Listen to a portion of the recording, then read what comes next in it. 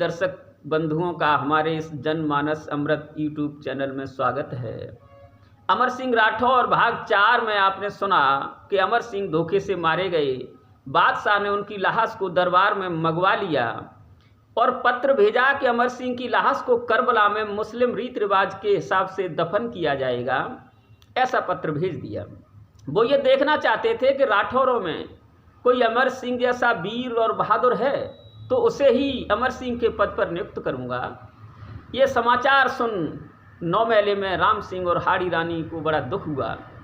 हाड़ी रानी ने कहा कि बेटा राम सिंह, अब लाश को कौन लाएगा, मुझे सती कौन कराएगा। राम सिंह ने कहा चाची मुझे ही आज्ञा दे दे, मैं ही लाश को लाऊंगा और कौन है मेरे सर पर, कोई नहीं है।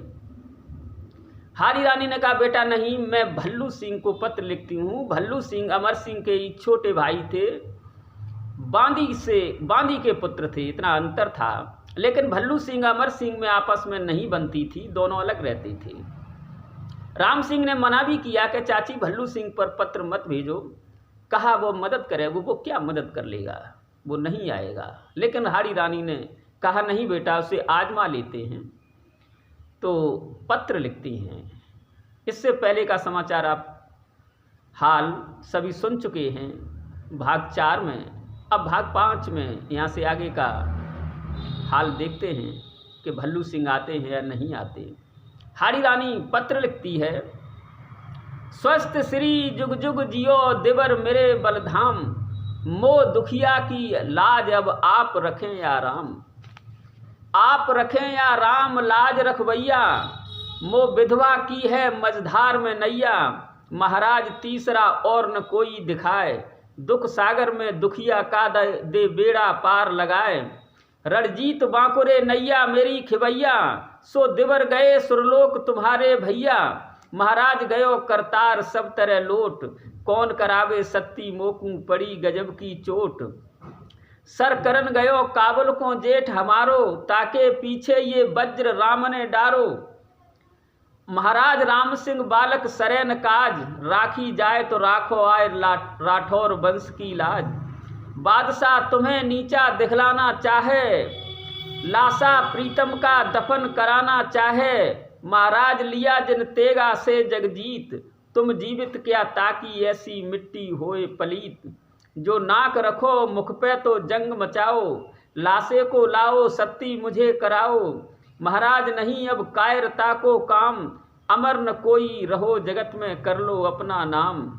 रण करने से इस दम जो आप डरोगे, फिर किस बिरते पर ऊंची मूछ करोगे। महाराज न कोई कहे आपको सूर, पहुंचे लाश करबला में तो पड़े पाग पर धूल। इस तरह खत लिखा। अगर लाश करबला में पहुंच जाती है तो आप फिर ऊंची मूछ करने के काबिल नहीं रहोगे, आपको कोई सूर नहीं कहेगा। इसलिए आइए और जंग मचाइए और लाश लाकर मुझे सत्ती कराइए। ऐसा खत लिख करके हरकारे को दिया। समाचार इस पत्र में लिखकर हाड़ी नार, खत हरकारे को दिया जरान करी अवार।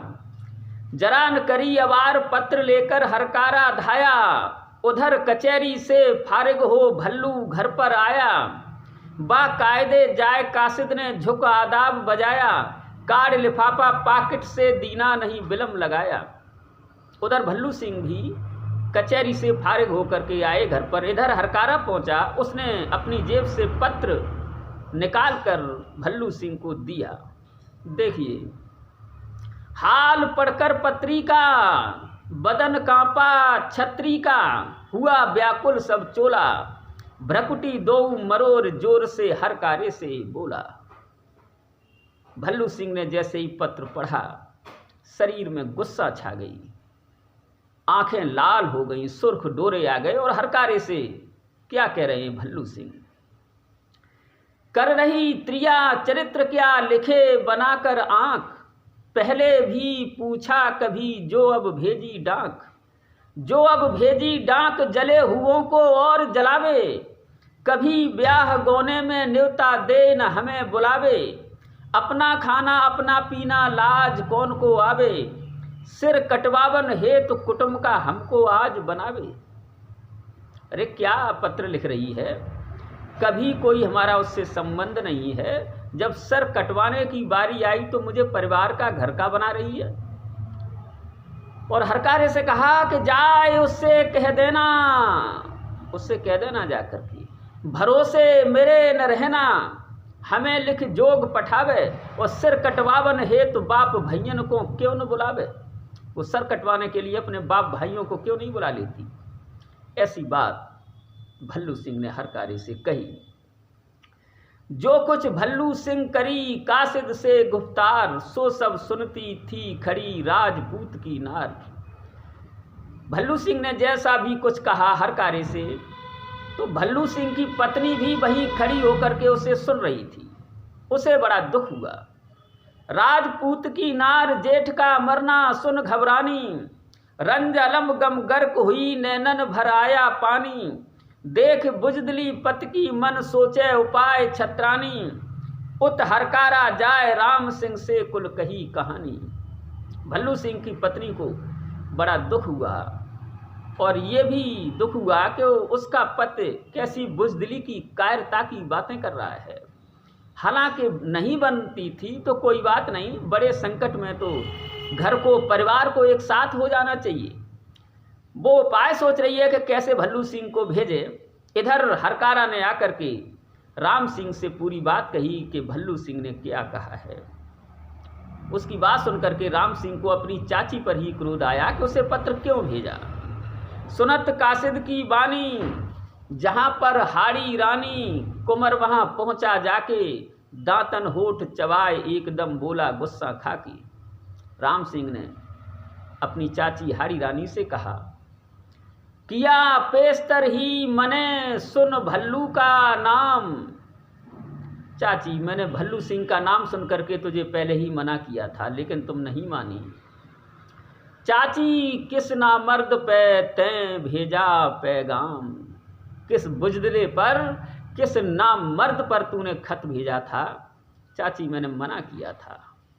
तैं भेजा पैगाम बताउन मदद करी तेरी का, छतरी पर पानी चढ़ता वो जाइंदा चेरी का। जंग जीत लहसा लाऊं अब काम न है देरी का, दे आशीष खाड़ा पकड़ा कर पूजन भुज मेरी का।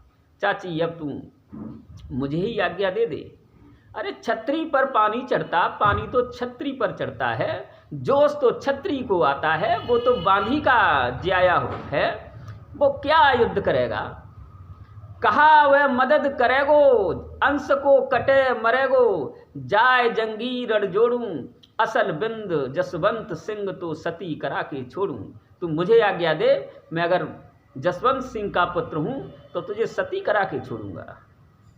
ऐसी बात सुन करके हाड़ी रानी के ऊपर दुख का एक और पहाड़ टूट पड़ा कि भल्लू सिंह ने भी मना कर दिया है। रानी ने कहा, सुनकर तेरे सखुन को गया कलेजा फाट, जो तू जाबे लड़न को जा मेरा सर काट। बेटा राम सिंह, अगर तू लड़ने के लिए जाएगा तो मेरा सर काट जा पहले ही, क्योंकि मैं तेरी भी मृत्यु का समाचार न सुनूं, क्योंकि वो दरबार तुझसे सर नहीं होगा। हैं थोड़े रजपूत फौज शाही का जोर जबर है बेटा राम सिंह। राजपूत थोड़े हैं, तुम भी बच्चे हो, भारी सुल्तानी फौज है, तेरा उसमें कोई पेश नहीं जाएगी, तू मेरा सर काट जा पहले। राम सिंह ने कहा, चाची क्यों रो रो कर रुलावे, होनी होय सो होय, अब तो जो होगा सो होगा चाची, बताओ और क्या करूं। हंसी खुशी चाची मेरी दे दे आज्ञा मोए, चाची तू हंसी खुशी से मुझे आज्ञा दे दे, अब जो होना है सो तो होगा ही। हाड़ी रानी ने कहा, बेटा थोड़ा और रुक जाइए, चाहे सो करियो कुमर तनक तसल्ली धार, अंजमाने को और है एक तेरे चचा का यार। बेटा तुम्हारे चाचा का एक मित्र है जिसे उन्होंने पानी पिलाया था, उसकी जान बचाई थी, दोनों पगिया पलटे मित्र बने थे, नरसेबाज पठान है, तुम उनको पत्र लिखो, अगर वो भी नहीं आते हैं तो उसके बाद जो तुम्हारे मन में हो वो करना। चाची की अब ऐसी बात सुन करके राम सिंह नरसेबाज को पत्र लिख रहे हैं।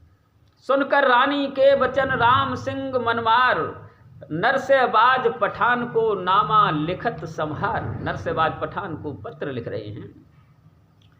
अम्मी साहब मेहरबां किबले गाह जनाब, रकम दस्त वस्ता करे राम सिंह यादाब।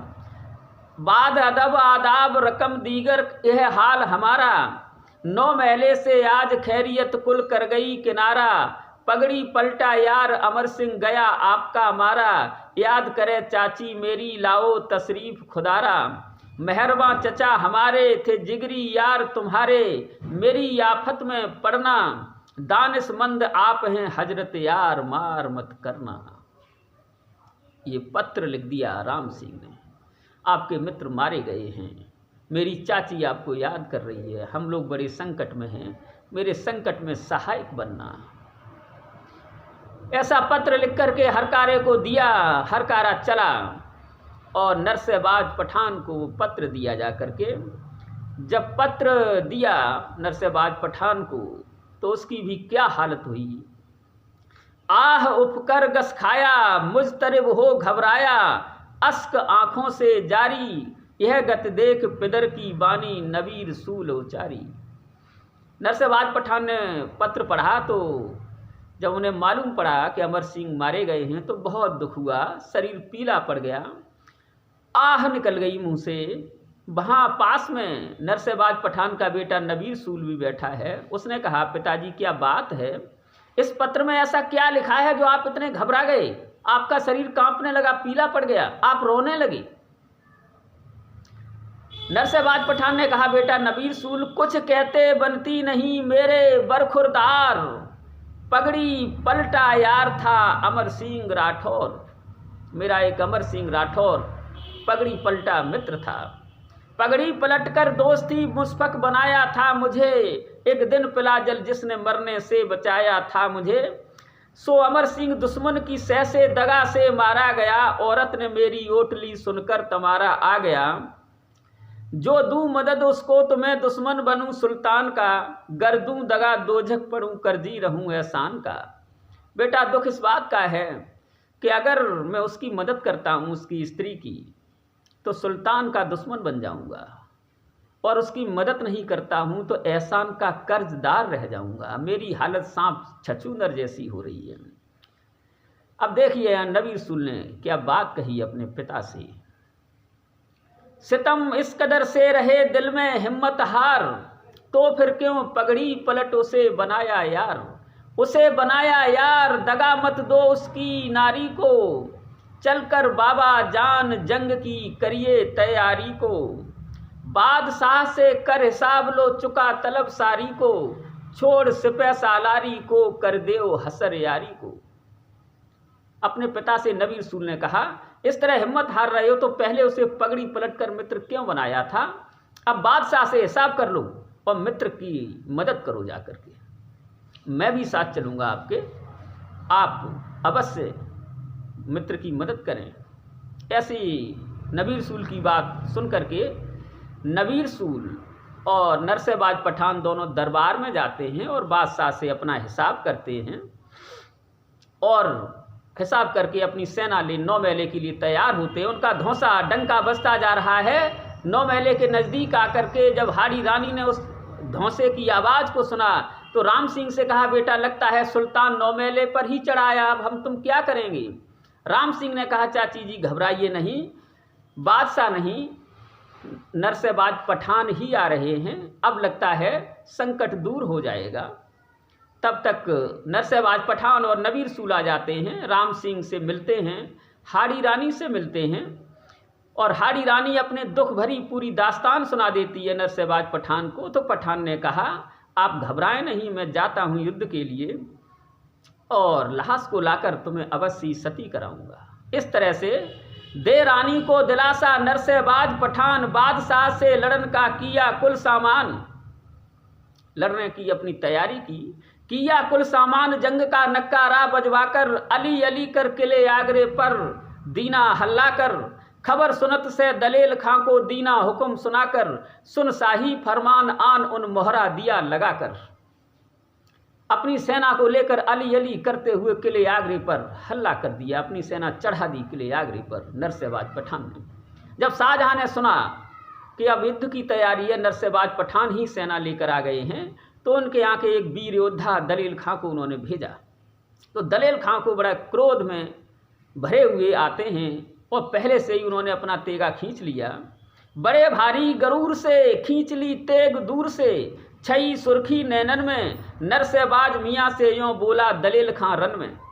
दलेल खां क्रोध में भरकर बोला, क्या बोला?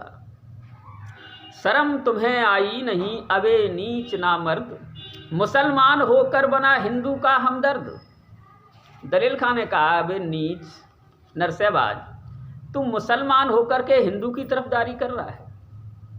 यहाँ भाइयों देखना, ये मित्रता कितनी महत्वपूर्ण और कीमती है। हिंदू और मुस्लिम की मित्रता है और जान देने के लिए तैयार है नरसेबाज पठान। तो यहाँ हिंदू मुस्लिम का भेद न करें, केवल मनुष्यता को देखें। मनुष्य ही मनुष्य के काम जो आ जाए वही मित्र है, वही अपना होता है। तो नरसेबाज ने कहा कि बस जवान से भूल अब कहना ये न कलाम, तू ही मियाँ दलेल खां होगा नमक हराम। मियाँ दलेल खां तू ही नमक हराम होगा, हम तो नमक हलाल हैं।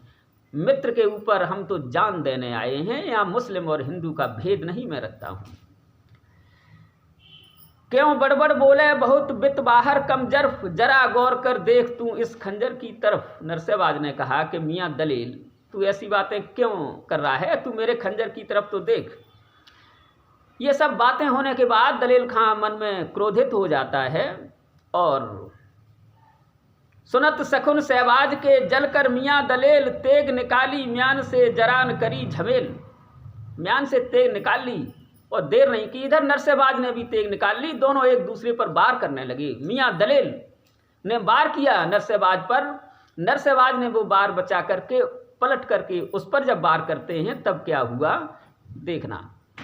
जरान करी झमेल, तान मारी पठान के सर में, नरसेबाज ढाल रोपी दहलाना नहीं जिगर में। उन्होंने जब वार किया तो नरसेबाज ने अपनी ढाल रोप दी।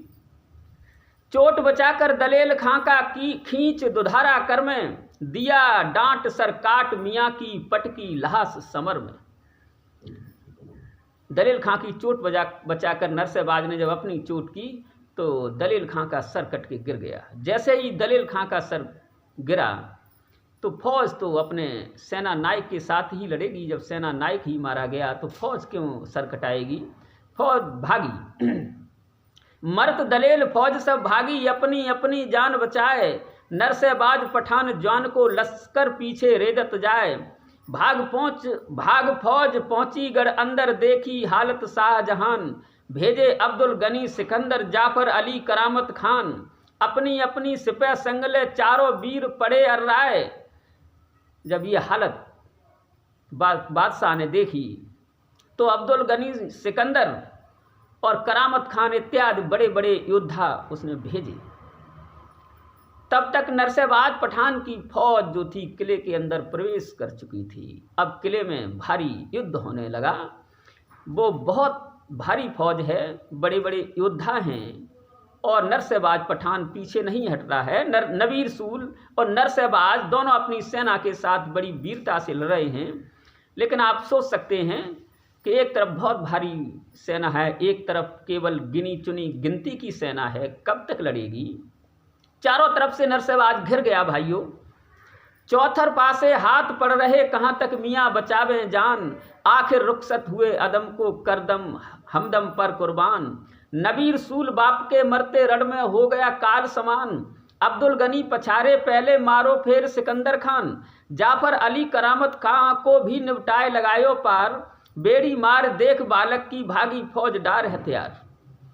जब नबीर सूल ने देखा कि अब्दुल गनी, सिकंदर खान और करामत खान ने हमारे पिता को मार दिया तो वो बालक क्रोध में उबलने लगा और उनके सामने पहुंच गया। उसने अब्दुल गनी, सिकंदर खान, करामत खान इत्यादि को मार दिया। और तब तक शाम हो गई। नबीर सूल की जो भी सेना बची हुई थी लेकर नौबेले पहुंचे। हाड़ी रानी ने कहा, बेटा नबीर सूल बताइए क्या युद्ध में क्या रही? नबीर सूल ने कहा, चाची अब क्या बताएं, हमारे पिता तो अपने मित्र पर जान दे करके चले गए, अर्थात वो मारे गए। हाड़ी रानी ने कहा, बेटा राम सिंह अब इस नाव को कौन पार लगाएगा, अब क्या होगा, क्योंकि नरसेबाज पठान भी मारे गए युद्ध में। राम सिंह ने कहा, चाची तुम किसी बात की चिंता मत करो, अब मुझे आज्ञा दो, मैं और नबीर सूल ही युद्ध करने जाऊंगा। ऐसी बातें इधर हो रही थी। अब उधर का हाल देख लेते हैं। भल्लू सिंह की पत्नी ने क्या उपाय सोचा, वो भल्लू सिंह को कैसे युद्ध में भेजेगी। उधर भल्लू सिंह की पत्नी ने अपनी बांदी से कहा कि बांदी, आज जब हमारे पति भल्लू सिंह भोजन करने आए तो सोने चांदी के बर्तन में भोजन मत परसना, लोहे के बर्तन में परसना। जब वो तेरे ऊपर नाराज होंगे तो थोड़ी सी मैं भी तेरे ऊपर नाराज हो जाऊंगी और तब मेरा काम बन जाएगा। क्या करेगी तू? ए बांदी, मैं तो करूं खाने को तैयार, तू दे लोहे के सजा क्यारी अंदर थार। तू लोहे के थाली लोटा कटोरी ले आ, क्यारी अंदर बहन लोहे के सजा कर थार को, भोजन करन के तई ला मेरे बुला भरतार को।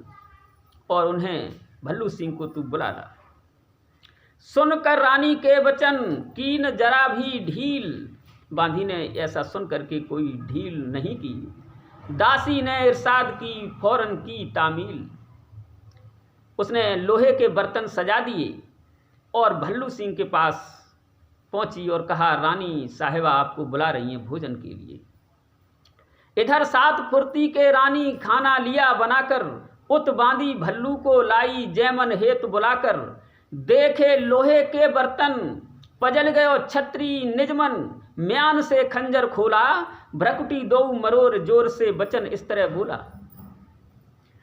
भल्लू सिंह आए और उन्होंने देखा कि लोहे के बर्तनों में मुझे खाना परसा गया है, तो उनके मन में क्रोध बढ़ गया और तलवार निकाल ली और बांधी से बोला, सोने चांदी के बहुत बर्तन जब तैयार, फिर क्यों लोहे के रखे क्यारी अंदर थार। क्यारी अंदर थार रखे लोहे के डरीन डर से, धमकाई तो लगी देखने लुच्ची कड़ी नजर से। घुर्रा ना जाए भूल रखूं दो चांटे इधर उधर से, करी इस कदर फिर हरकत तो काटूं सर खंजर से। बांदी से कहा कि बांधी, अगर इस तरह की तूने फिर हरकत करी तो तेरा सर ही काट दूंगा मैं खंजर से। बांदी ये सुन करके वहां से रानी की तरफ चली जाती है। रानी आकर के बांदी से ये कहती है कि ये चौका है बड़िक्का ओ बांदी बदकार, कैसे तूने ला रखे यहाँ लोहे के थार। हे बांदी, ये चौका बड़िक्का है, छत्री का नहीं है, तूने लोहे के थाल क्यों रख दिए। यहाँ लोहे के थार रखे क्यों सामत छाई सर पे, तू क्या जाने नहीं बलम मेरा लोहे से डर पे। लोग दिखाने को डोलें लटकाए तेग कमर पे, रड़ से भागें 100 कोसन जोर दिखावें घर पे। बांदी, तू क्या जानती नहीं है, ये हमारा पति जो है लोहे से डरता है। जन्म छत्री घर पायो वंश को असर न आयो, ला रख बर्तन चांदी के, कहाँ जाए तासीर आखिर जाइंदा बांदी के। उस स्त्री ने बड़ी तोख तल्ख भरी बातें कह दी कि बांदी, ये लोहे से डरते हैं, तलवार तो लोहे की लटकाए रहते हैं, लेकिन युद्ध से भागते हैं और घर में जोर दिखाते हैं। जा तू सोने चांदी के बर्तन ला, इनकी तासीर, इनकी नस्ल कहाँ जाएगी, आखिर हैं तो बांदी के ही बेटे।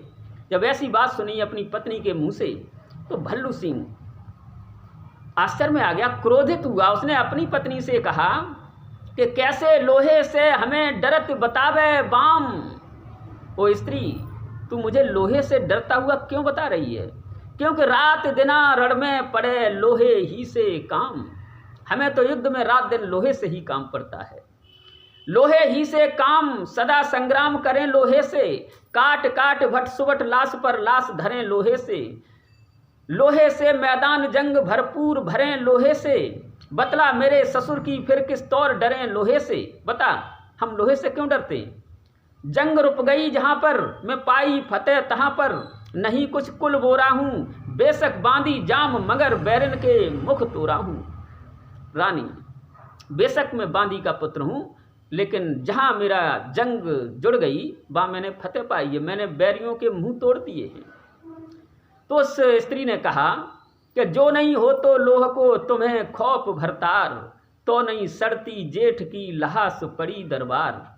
अगर तुम्हें लोहे का डर नहीं होता तो हमारे जेठ अमर सिंह की लाश दरबार में पड़ी हुई सड़ नहीं रही होती। लाश दरबार ठोकरें खाए रही तुर्कन की, 7 पुस्त की बात आपने डोब दई पुरखन की। जड़ में से कट गई नाक गई राठौरी रजपूतन की, बेशरमाई धार करो क्यों बातें छत्रापन की। अगर तुम्हें लोहे से डर नहीं होता तो अमर सिंह की लाश दरबार में पड़ी हुई सड़ती नहीं होती। तुमने बेशरमाई धारण कर ली है और छत्रीपन की बात करते हैं, ये ठीक नहीं है। पत्नी की ऐसी बात सुन करके भल्लू के अंदर का वीर जो था, वीर रस, वो भी जगा और उसने पत्नी से कहा, कोई बात नहीं, शायद उस समय मेरी गलती थी, मैं जाता हूँ। भल्लू ने भी अपनी सेना सजाई और 9 मेले के लिए चले। बोली रानी की गई भल्लू का दिल चाट, राजपूत ने कोप कर सजा समर का ठाठ। युद्ध का ठाठ सजा करके चले। सजा समर का ठाठ, डांट तन पर बख्तर फौला दी, सुमिर वीर बजरंग चोब धौंसा ऊपर लगवा दी। 9 मेले की तरफ लड़ाकी बाकी फौज बढ़ा दी, जमी गई दहलाए गए थर्राए अकबराबादी। बड़ी भारी फौज भल्लू सिंह ने किले आगरे की तरफ बढ़ा दी। वीर रस छाए रहो है, गर्ज तो जाए रहो है, निकट 9 मेले आया, पाकर खबर राम सिंह ने जाकर आदाब बजाया। ऐसी बाकी फौज, लड़ाकी फौज भल्लू सिंह ने, आखिर अमर सिंह राठौर का ही तो छोटा भाई है, वो लड़ाकी फौज 9 मेले की तरफ जब चली है और उधर राम सिंह को सूचना भिजवाई गई कि भल्लू सिंह सेना के सहित आ रहे हैं, तो वो राम सिंह भल्लू सिंह के सामने पहुंच करके सलाम किया, नमस्कार किया और बोले, क्या बोले, कमतरीन का चचा जी हो आदाब कबूल, आज आप आए इधर किधर रास्ता भूल। चाचा जी, इस कमतरीन नाचीज का नमस्कार कबूल करिए, आप रास्ता भूल गए क्या जो इधर आए।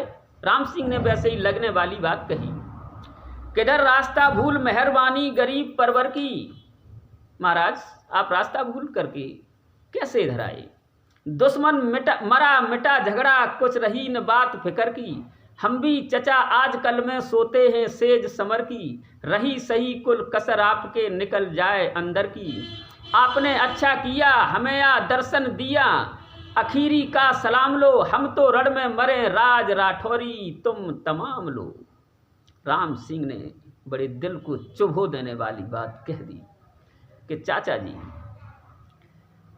आपका दुश्मन मर गया, अर्थात अमर सिंह मारे गए, वो आप उनसे आपकी बनती नहीं थी, तो आपको क्या फिक्र है। और हम भी एक आध दिन में हम भी मारे जाएंगे, क्योंकि लाश तो लेने हमें जाना ही है, फौज से लड़ना है, भारी फौज है, शायद एक दो दिन में मैं भी मारा जाऊंगा, आपका जो भी कांटा था वो सब निकल जाएगा, हम तो रण में मरे, हम तो मर जाएंगे, राज राठौरी तुम तमाम लो, तुम्हें सभी राठौरों का पूरा राज्य मिल जाएगा, आराम से राज्य करना चाचा जी।